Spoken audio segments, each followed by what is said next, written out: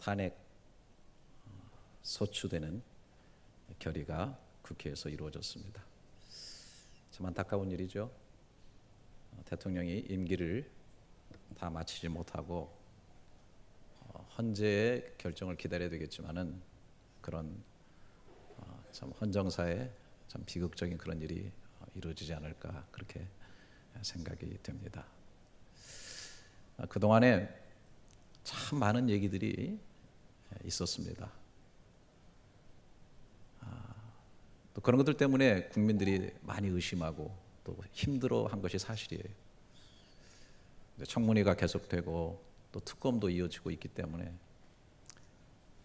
제가 생각할 때는 이 만들어져 내려온 얘기와 실제 되어진 일들을 잘 가려내야 될 것이라고 그렇게 생각을 합니다. 만들어진 얘기는 밝혀서 또 억울함을 풀어야 될 것이고 또 실제로 되어진 것은 정확하게 파헤쳐서 또 거기에 대한 응분의 심판을 해야 된다 그렇게 생각을 합니다. 이 세상에 존재하는 많은 얘기들이 있습니다. 어떤 것들은 허구, 실제의 사건이 아닌 만들어진 것들이 있습니다. 좀 저속적인 것들은 뭐 루머나 찌라시 같은 그런 것도 있겠고, 또 잘 만들어진 얘기, 뭐 영화, 드라마, 소설 뭐 이런 것들은 또 사람에게 감동을 주기도 하고 마음을 움직이기도 합니다. 그러나 가장 힘 있는 것은 진실이죠. 역사 속에 실제로 있는 그 진실 위에 서 있을 때 개인이나 사회나 나라가 건강하게 바로 서게 됩니다. 이런 것 때문에 한때 신학계에서는 성경에서 그 만들어진 얘기 같은 그런 신화적인 요소들을 제거하자는 흐름이 있었습니다. 볼트만이라고 하는 사람은 신약 성경학자였는데 1950년대 아주 신앙계에 강타할 만한 논문을 써서 큰 영향을 미쳤는데 그것이 바로 신약 성서와 신화라는 그런 논문입니다. 그래서 지금까지 그런 영향들이 있게 되고 소위 아주 이름이 돼가지고 볼트만의 비신화라고 하는 그런 얘기가 생겨지게 됐습니다. 한마디로 말해서 처녀가 임신해서 애를 낳았다는 등 보리떡 5개와 물고기 2마리 5,000명이 먹었다는 등 무리를 걸었다는 등 또 부활했다, 뭐 승천했다 이런 내용들은 다 신화적으로 각색된 그런 얘기라는 거예요. 그래서 이런 신화적인 만들어진 얘기를 성경에서 걷어내자는 것입니다. 성경에서 주는 그런 교훈이나 윤리적이고 도덕적인 가르침 그런 것들을 중심으로 해가지고 우리 인격과 삶을 아름답게 만들어가자는 것이죠. 특별히 선교적인 측면에서 이런 신화들을 다 걷어낼 때에야 다른 사람들에게 감화를 줄 수가 있고 또 제대로 세상에 성경의 의도를 전할 수 있다라고 하는 것입니다. 편리할 것 같습니다. 그 신화적인 그런 요소들을 다 빼내면은 성경이 되게 얇아질 것 같고 들고 다니기도 참 좋을 것 같고 설교하기도 좀 쉽지 않나 그렇게 생각이 듭니다. 그런데 재미있는 것은 성경 자체가 이렇게 신화적이고 만들어진 것을 배격하고 있습니다. 디모데전서 1장 4절에 보면은 신화와 끝없는 족보에 몰두하지 말게 하리 함이라. 이런 것은 믿음 안에 있는 하나님의 경륜을 이름보다 도리어 변론을 내는 것이다. 또 디모데전서 4장 7절에는 망령되고 허탄한 신화를 버리고 경건에 이르도록 내 자신을 연단하라 그랬습니다. 사람들이 말하기도 전에 성경은 벌써 망령되고 허탄한 신화, 하나님의 경륜을 이루고 경건한 삶을 만들어내지 못하는 그런 신화적인 만들어진 얘기들을 오히려 버리라, 제거하라고 얘기하고 있는 것입니다. 이것을 반대적으로 보게 되면은 성경은 신화를 반대하고 있고 또 성경 안에는 인위적으로 만든 신화가 없다는 것을 말해주고 있는 것입니다. 어떤 사람들은 신앙생활하고 성경을 읽으면서 성경의 내용이 참 믿기에는 사실적인 아닌 것들이 참 많고 그렇지만은 그냥 믿어주면 좋지 뭐.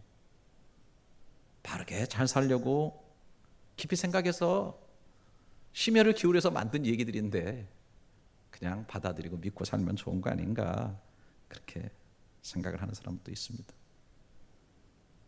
그러나 오늘 우리는 본문에서 얘기하는 아주 강하게 얘기하고 있는 베드로의 소리에 귀를 기울여야 됩니다. 오늘 본문은 베드로가 자신의 죽음이 임박했을 때 죽음을 느끼면서 쓰고 있는 그런 내용입니다. 여러분, 죽을 때가 되니까 사람이 좀 더 진실해지잖아요. 여기 13절부터 15절에 보면 내가 이 장막에 있을 동안에 너희를 일깨워 생각나게 함이 옳은 줄로 여기노니 이는 우리 주 예수 그리스도께서 내게 지시하신 것 같이 나도 나의 장막을 벗어날 것이 임박한 줄을 알미라. 내가 힘써 너희로 하여금 내가 떠난 후에라도 어느 때나 이런 것을 생각나게 하려 하노라. 내가 이 장막에 있을 동안에, 육신을 입고 이 세상에 살 동안에 좀 일깨워 생각나게 하는 것이 옳은다. 여러분들의 영혼을 좀 흔들어 깨워가지고 내가 좀 다시 생각하게 하는 그런 일을 내가 지금 육신에 있는 동안에 해야 되겠다. 나의 장막을 벗어날 것이 임박했다. 내 죽을 때가 가까웠다. 그런데 내가 떠난 후에라도 어느 때나 이런 것을 생각나게 하렵니다. 저도 설교 준비를 하다 보면은 좀 더 내 자신 속에 진실하게 돌아올 수가 없을까? 좀 더 열정을 품고 설교할 수 없을까? 그런 것 때문에 내가 오늘 마지막 설교하고 끝난다면, 다시 이 강단에서 설교할 기회가 주어지지 않는다면, 이런 생각을 일부러 하는 경우가 있어요. 그렇다 보면은 더 성경적이 되고 싶고 더 진실하게 그 내용 속에 파고 들어가고 싶고 과장 없는 진실한 얘기를 하고 싶은 그런 생각에 사로잡히게 되죠. 베드로도 마찬가지인 거예요. 지금 육신의 장막을 떠날 때가 가까웠는데 내가 죽은 후에라도 너희들이 이것을 생각했으면 좋겠다. 그리고 흔들리지 말고 이 위에 서 있으면 좋겠다. 그런 얘기를 하고 있는데, 여기 12절에 보면은 그러므로 너희가 이것을 알고 이미 있는 진리에 서 있으나 내가 항상 너에게 생각나게 하려 하노라. 이미 알고 있고 이미 존재하고 있는 그 팩트, 그 사실적 진리 위에 너희가 서 있는데 이것을 내가 다시 항상 너희가 그것을 계속 생각할 수 있게 하기 위해서 내가 이 글을 쓴다라고 얘기하고 있는 것입니다.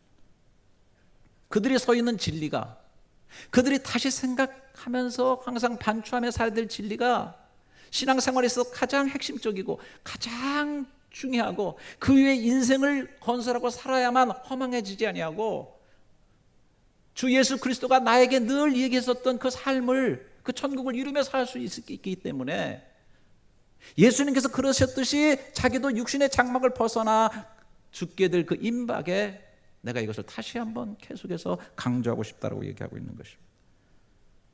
그러면서 16절서부터 18절까지 계속 강조를 하고 있습니다. 16절에 보면 우리 주 예수 그리스도의 능력과 강림하심을 너에게 알게 한 것이 교묘히 만든 얘기를 따른 것이 아니요 우리는 그의 크신 위엄을 친히 본 자라. 지극히 큰 영광 중에 이러한 소리가 그에게 나기를 이는 내 사랑하는 아들이요 내 기뻐하는 자라 하실 때에 그가 하나님 아버지께 존귀와 영광을 받으셨느니라. 이 소리는 우리가 그와 함께 거룩한 산에 있을 때 하늘로부터 난 것을 들은 것이다. 우리 주 예수 그리스도의 능력과 강림하심, 예수님의 능력을 얘기하려면 굉장히 신화적인 게 많아요. 안진뱅이를 일으켰다, 눈먼 자를 고쳤다, 심지어 무덤에 들어가서 썩어가고 있는 나사로를 일으켰다, 무리를 걸었다. 예수님의 능력에 관한 얘기를 하자면은 정말 만들어진 얘기라고 볼 수밖에 없는 굉장히 신화적인 내용이 많아요. 여러분, 특별히 능력과 강림하심에 대해서라고 얘기할 때 그 강림하심은 더더욱 그렇죠. 여기 강림하심은 두 가지 다 얘기할 수 있어요. 초림, 예수님이 육신을 입고 이 땅에 오신 것도 그렇고 또 다시 오시는 재림에 관한 것도 그렇고, 특별히 크리스마스에 얽힌 이 초림에 대한 얘기를 하자면은 엄청나게 신화적 요소가 많아요. 뭐 처녀가 예를 뱉다는 등, 하나님이신 하나님의 아들이 그 처녀의 몸에서 태어났다는 등, 평생 한번 보기도 어려운 천사들이 막 자꾸 나타나가지고 뭐 이름도 가르쳐주고 뭐 어쩌고 저쩌고 다 가르쳐주고, 예? 신화적인 요소가 굉장히 많아요. 또 그분이 뭐 죽으면 끝나는데 부활을 했고 또 승천을 해가지고 다시 오신다는 이 강림의 얘기에는 굉장히 믿기 어려운 비이성적이고 비상식적인 그런 내용이 너무 많다는 것입니다. 그래서 사람들이 흔들리는 거예요. 자꾸 이제는 사실적인 것에서 멀어져가지고 아련한 추억에 기대고, 그 다음에 신앙생활을 하는 게 자꾸 감정적이거나 무슨 신비한 것에 자꾸 주관적 체험으로 자꾸 가니까 베드로가 다시 한번 이 사실을 정확하게 얘기하는 겁니다. 주님의 그 능력이나 그 강림하심이나 이 모든 사건이 교묘히 만든 얘기. 교묘히라는 게 뭐예요? 교묘히 만들었다는 거는 누가 의도를 가지고 계획을 하고 잘 짜맞춰 가지고서 그럴듯하게 그렇게 만든 그런 얘기가 아니라는 거예요. 자신이 정말 직접적으로 체험한 사실들이라는 거, 자신의 직접 체험한 체험의 한 조각을 정확하게 얘기하고 있는 것입니다. 다시 말해서 교묘히 만든 얘기인 것이 아니고 우리는 그의 크신 위엄을 친히 보았다.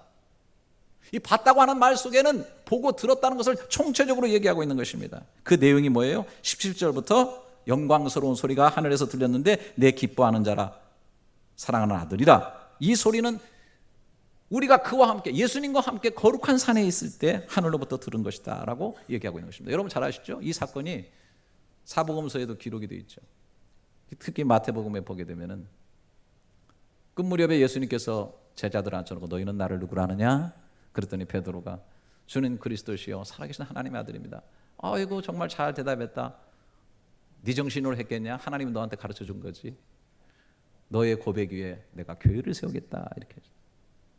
그리고 예수님께서 이상한 말씀하셨어요. 너희 세대가 다 죽기 전에 내가 하나님의 왕권을 가지고 이 땅에 오는 걸 네가 보게 되리라. 그런데 그런 내용들이 마치 컨펌이나 되듯이 17장, 그러니까 16장에 이 사건이 있었는데 마태복음 17장에 가서 이 사건이 이루어지고 있는 거예요. 10장 1절부터 보게 되면 엿새 후에 예수께서 베드로 나오죠. 야고보와 그 형제 요한을 데리시고 따로 높은 산에 올라가셨더니 그들 앞에서 변형되사 그 얼굴이 해같이 빛나며 옷이 빛과 같이 휘어졌더라. 그때 모세와 엘리야가 예수와 더불어 말하는 것이 그들에게 보이거늘 베드로가 예수께 여쭈어 이르되 주여 우리가 여기 있는 것이 좋사오니 만일 주께서 원하시면 내가 여기서 초막셋을 짓되 하나는 주님을 위하여 하나는 모세를 위하여 하나는 엘리야를 위하여 하리이다. 말할 때 호련히 빛난 구름이 그들을 덮으며 구름 속에서 소리가 나서 이르되 이는 내 사랑하는 아들이요 내 기뻐하는 자니 너희는 그의 말을 들으라 하는지라. 생생하게 베드로의 눈앞에서 예수님의 모습이 그야말로 내가 왕권을 가지고 세상에 오는 걸 보리라 하는 그 말씀대로 정말 하나님의 아들 메시아 세상의 왕권을 가진 그분으로 바뀌었어요. 하늘에서부터 모세와 엘리야를 끌어내려가지고 다른 것에 보면 십자가 지실 것에 대한 별세에 대한 내용도 얘기하셨어요. 얼마나 황홀했으면은 베드로가 초막셋 짓겠습니다. 주님 위해서 엘리야 모세를 위해서 짓고 여기 살았으면 좋겠습니다. 생생하게 느끼고 있는 뿐만 아니라 하늘에서 이 음성이 들립니다. 이는 내 사랑하는 아들이요 내 기뻐하는 자라고 하는 얘기가 들렸을 때 너무나 하나님의 음성 정확하게 알아듣고 베드로뿐 아니라 제자들이 다 땅에 엎드려 두려워서 죽은 것처럼 되었던 그런 실제적인 리얼한 그 팩트의 사건이었다고 하는 것입니다.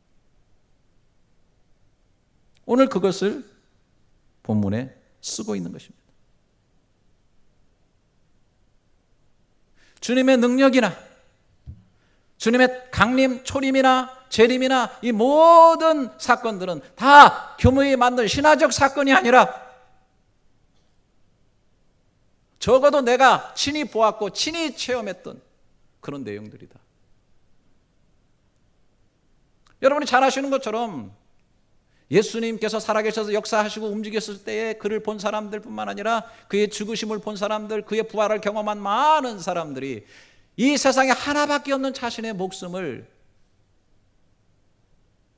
그것이 거짓이 아니고 참이었기 때문에 한 거짓을 위해서 한 사람이 죽을 수는 있지만은 한 거짓을 위해서 수많은 사람이 목숨을 내놓고 삶을 버리고 순교할 수는 없는 것처럼 너무나 분명하고 너무나 확실하기 때문에 다 자신의 생명들을 들여서기까지 그거를 증거했던 것을 바라보게 되고, 오늘 베드로도 그것을 증언하고 있다라고 하는 것이.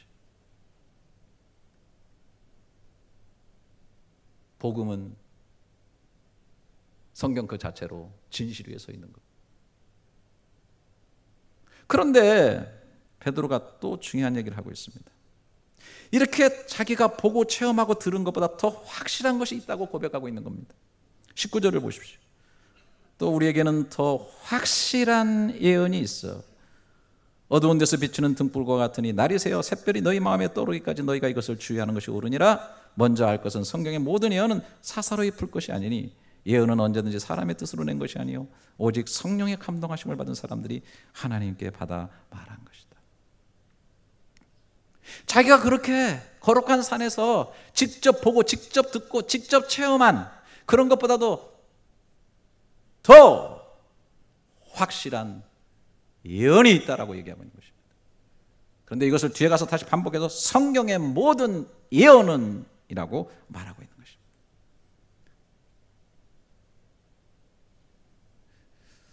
여러분, 지금부터는 여러분들의 그 상상력을 발휘하셔가지고 저를 좀 따라오시면 제가 너무너무 감사할 것 같아요. 자, 베드로가 변화산에 올라가가지고 변형된 예수님의 모습을 봤어요. 하늘에서 모세와 엘리야가 내려왔습니다. 얼마나 영광스러운지. 정말 우리가 살다가 이런 체험은 뭐 몇 번이나 있겠는지 우리 생에. 저도 뭐 이런 엑스타시에 들어가 본 적도 있지만 뭐 이 베드로가 본 거는 이거는 뭐 환상도 아니고 실제적인 그런 사건 아닙니까? 제자들이 같이 봤던 사건. 그런데 그 사건 뒤에 있는 것이 있습니다. 그렇게 현상학적으로 벌어지는 그 사건의 뒷면에는 그렇게 되어질 수밖에 없다라고 얘기한 구약의 수많은 예언들이 있었다라고 하는 사실입니다. 베드로는 그것을 읽어왔고 베드로는 그것을 알고 있었고 들어왔고 늘 연구하고 부지런히 깨닫고 있었습니다.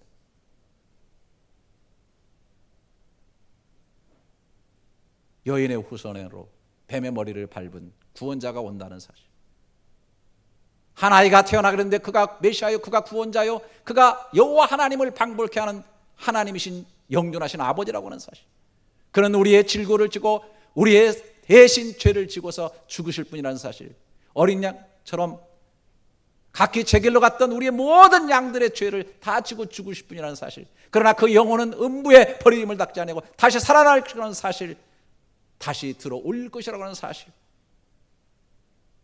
이런 구약에 예언된 모든 사건들이 그가 지금 변형되고 능력으로 그리고 이 지상에 강림하신 그리스도로 보여지는 이 영광스럽고 이 복된 사건의 배후 속에 더 확실한 예언으로 구약 성경이 뒤에서 비춰주고 있다는 사실. 여러분, 내가 볼 수 있는 것은요, 한계가 있을 수 있어요. 제가 오늘 여러분들하고 이렇게 예배를 드리고 딱 나가면은 어떤 사람은 아, 목사님 넥타이를 붉은색을 맸어요. 너무 화려했어요. 반응이 없으시네. 오늘 목사님의 설교를 조용조용 하시는 거 보니까 어디 아프신가 봐. 이 말하면 또 옆에 사람이 그래요. 감기 들리셨대. 이렇게 해가지고 또 그 다음에는 돌아가신대. 똑같은 사건으로 봤어도 지금 여러분이 보고 있는 것이 다 끝나고 나면 다른 얘기를 할 수 있어요. 인간의 보고 듣는 것이라고 하는 것은 부정할 수 있어요. 부정확할 수 있어요. 베드로는 물론 베드로가 이 기록한 이 내용이 결국은 성경에 되었습니다만은 이 당시에는 그렇게 예수님이 이 땅에 오시고 또 결국은 새하늘과 새 땅을 열어주신 왕권을 가지신 구주이신 메시아이신 그분이라고 하는 사실이 구약에 이미 우리에게 주어졌다는 것입니다. 그래서 성경을 사사로이만 풀지 않고 사사로이만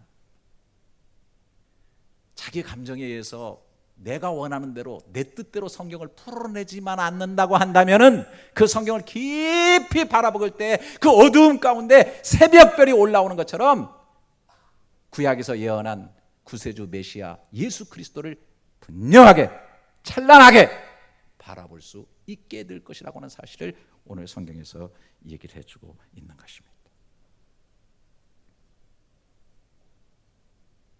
잘 아시는 것처럼 우상은 예언하고 약속하고 역사 속에 그것을 이룰 수가 없습니다.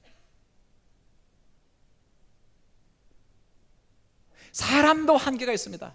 아무리 무슨 점성술자라 할지라도 귀신 들려서 점치는 사람 할지라도 과거는 좀 맞출 수 있지만은 미래에 대한 약속을 분명히 하고 그것을 완벽하게 이루어갈 수 있는 파워는 없는 것입니다.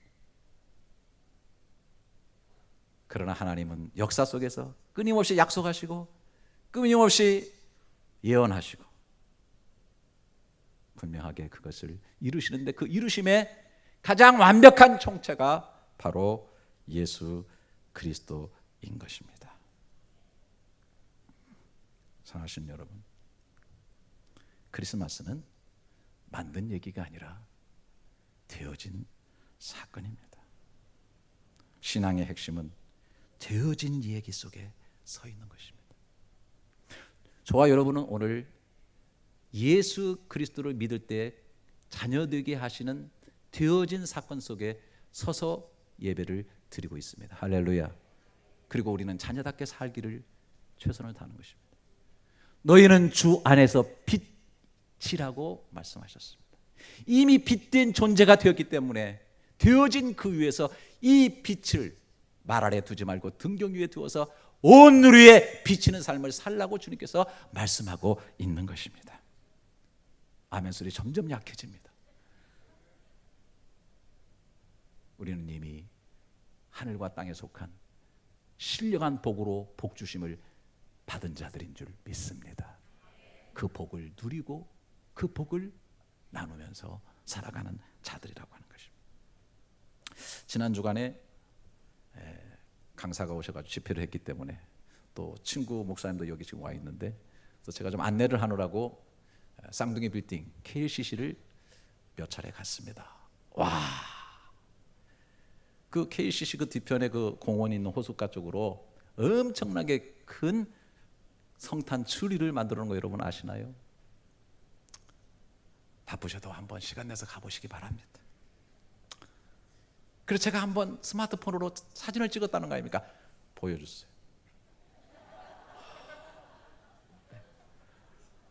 뭐 저거 찍느라고 호수에 빠지진 않았습니다. 계속 올려놔 주세요. 제가 많은 생각을 했습니다. 여러분, 저 뒤에 있는 쌍둥이 빌딩은 전설도 아니고 만들어진 얘기도 아니고 신화도 아닙니다. 저건 실제로 있는 빌딩이죠. 저는 잘 압니다. 많이 올라다녔으니까요. 왜냐하면 그거 지을 때 삼성에서 한쪽 지었거든요. 그때 교우들이 교회에 많이 나오셔가지고 제가 수없이 올라가서 그 현장에 가서 기도도 많이 했습니다. 또 저거 다 완성된 다음에는 3년 동안 저거를 이제 잘 관리를 해가지고 이제 그 뒷마무리를 해야 되기 때문에 집사님 한 분이 계셔서 그래서 교회를 나오셨기 때문에 제가 손님만 오면은 그분한테 부탁을 해가지고 저 맨 위에 그 깃봉 위에 있는 그 꼭대기까지 올라. 거기가 뭐냐면 기계실이에요, 기계실. 거기서 이렇게 기계가 쫙 나가가지고 줄을 밑으로 쭉 들이우면은 유리 닦는 거 있잖아요. 그 줄이 나옵니다. 거기가 기계실입니다. 제가 처음에는 완성도 되기 전에 그 소장님이 그 엘리베이터 다 안 되고 막 중간에 한 60층까지 올라가서는 나머지 올라갈 때는 막 철계단을 만들어서 밖으로 그 빔을 막 설치해가지고 이렇게 올라가는데 저한테 그러는 거예요. 목사님, 저걸 타고 위에 올라가시면 하나님을 즉시 만날 수 있습니다. 거기에 꼬임을 받아가지고 용감하게 올라갔는데요. 와, 그 철계단 밑이 바로 쿠알라룸푸르 시내고 막 찬바람이 막 샥샥샥샥샥 부는데 얼마나 힘을 주고 죽기 살기로 올라갔는지 3일 동안 제가 알았어요. 다리가 아파가지고.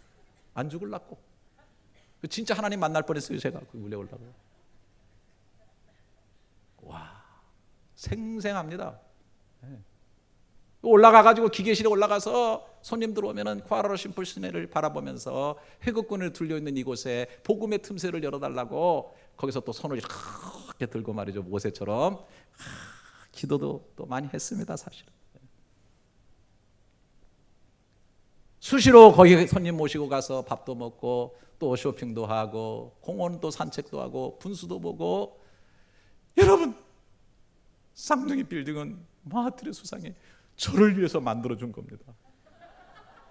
제가 말레이시아에 사역이 힘들다고 아세요? 누리는 자의 것이죠. 실제적인 겁니다. 그 앞에 있는 성탄출이야말로 많은 사람들이, 거기에 넘나드는 세계의 많은 종족들이 다 와서 볼 때 저것을 하나의 상징으로 보고 신화로 보고 허구로 볼 것입니다. 그러나 저는 그렇지 않다는 거예요. 저 뒤에 있는 쌍둥이 빌딩과 똑같이 바라봅니다. 저 죄의 타락으로 말 영원히 죽어야 될 우리 인생을 생명을 주시고 창조하신 하나님께서 구원의 길을 주시기 위해서 역사 속에 예수 그리스도를 구약의 수많은 선자들의 예언을 통해서 다 예언하시고 The fullness of time, 때가 참에 그분을 보내셔서 실제적으로 이루는 그런 리얼한 사건이라고 하는 사실을 저는 마음속으로 믿습니다. 이럴 때는 아멘을 뜨겁게 해주면 정말 저는 진짜 너무 감사하고 그 은혜 평생 잊지 않을 것 같은데, 진짜 저 혼자 떠들고 무슨 종교라는 게 여러분 잘 들으셔야 돼요. 명상하고. 여러분 기독교는요, 이제 나 비춰도 괜찮아, 이제 됐어. 뭐 명상, 수도, 깨달음 위해서 세워진 종교가 아니에요. 여러분 이걸 반드시 하셔야 돼요. 사건과 사실 위에 세워진 것이 바로 기독교 종교예요. 거기서도 출발하는 겁니다. 제가 그 며칠 전에 아침마당이라는 프로그램을 보니까 나로 바꿔도 된다니까 이제 내가 나와야 되잖아. 그렇지. 아침마당에 보니까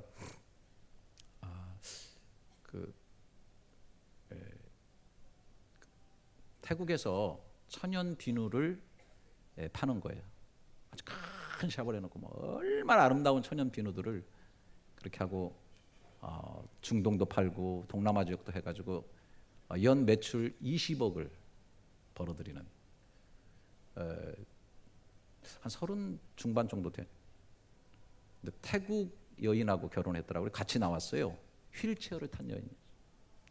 그런데 그렇게 그 여인을 굉장히 사랑하고 사업에 성공을 했죠.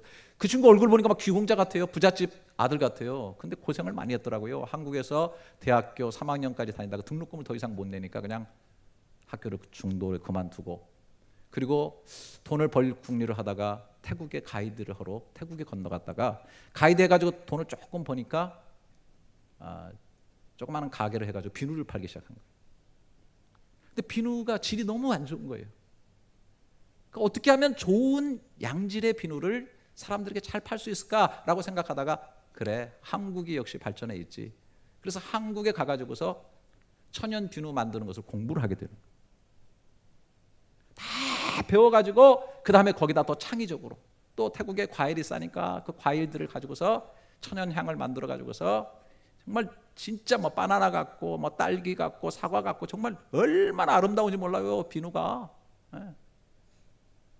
그리고 그때 어려울 때 자기를 도와줬던, 지나가다가 하도 총기 사고가 많으니까 누가 총을 쐈는데 그 유탄에 맞아가지고 허리 척추를 다쳐가지고 평생 그 휠체어에서 살아야 될 그 여인하고 결혼을 한 거예요. 그래가지고 막 정말 얼마나 알코올 당콩하게. 그래가지고 또 치앙마이 쪽인가 어디다가 또 땅을 또 크게 사가지고 장애인들이 와서 진짜로 쉴 수 있는, 장애인들이 쉴 수 있는 그런 공간을 지금 땅을 사가지고 좀 준비를 하면서 얼마나 아름답게 사는지. 제가 그걸 들으면서 역시 복음 쪽으로 저는 깨달음이 오더라고요. 그래, 그가 어떻게 하면 좋은 양질의 비누를 팔 수 있을까라고 하면서 기존에 만들어져 왔고 실제로 되어진 그러한 수준의 그 천연 비누를 만드는 것을 가서 공부하고 그 위에 자기 발전을 하면서 창의적으로 만들어 갔을 때 그는 성공할 수가 있었다는 거예요. 또 그가 자기 입으로 그러더라고요. 태국이라고 하는 현재 상황에 가장 적응해서 잘 그 상황을 파악하고 그 위에 서고 또 자기가 가지고 있는 적은 자본 위에 서가지고 그걸 가지고 최선을 다해서 노력을 했더니 오늘날 같은 그러한 성공적인 삶을 이루었다고 얘기하는 것. 신앙생활도 마찬가지입니다. 우리가 뭐 애쓰고 분투하고 내가 뭘 잘하고 이런 것이 앞서는 것이 아니라 하나님께서 나를 향해서 이루어진 그 사건이 뭔가, 나의 정체성은 뭔가, 나는 오늘 복음 안에서 어디에 와 있는가 라고 하는 사실을 먼저 분명하게 잘 깨달았고 하나님께서 만들으신 세상의 원리와 이런 것들을 말씀을 통해서 잘 깨닫고 그 위에 인생이 세워져 나가면서 되어진 일 위해서 되어질 일들을 바라보면서 나가는. 그래서 성경은 다시 말씀드려요. 아주 머릿속에 지금 베드로가 항상 생각나게. 여러분, 저하고 신앙생활하는 분들은 정말 이 복음을 까꾸로 하면 절대 안 됩니다. 꼭 이 순서에 입각해야 돼요. 여러분, 누가복음 쓸 때 누가가 의사 출신 아닙니까? 어떻게 썼습니까? 누가복음 1장 1절에 보면 우리 중에 이루어진 사실에 대하여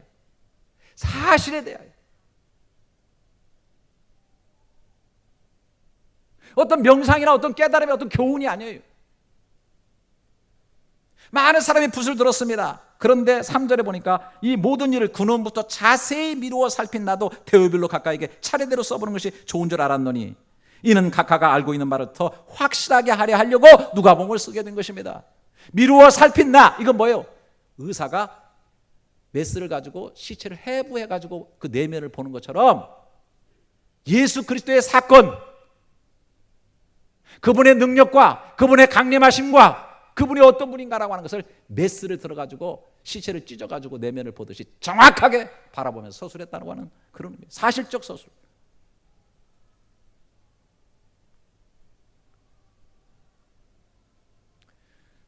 크리스마스가 다가오고 있습니다.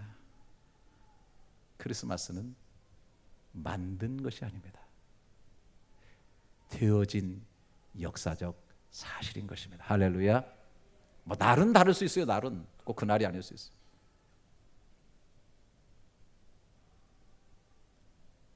사랑하신 여러분, 좀 더 베드로가 진짜 얘기하고 싶은 성경에 좀 더 주목하시기를 바랍니다.